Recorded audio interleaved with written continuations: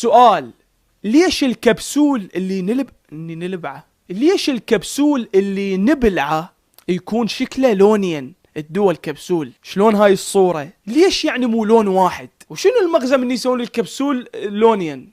هو اسمه كبسون لو كبسول؟ كل الناس يصيحوا له كبسون.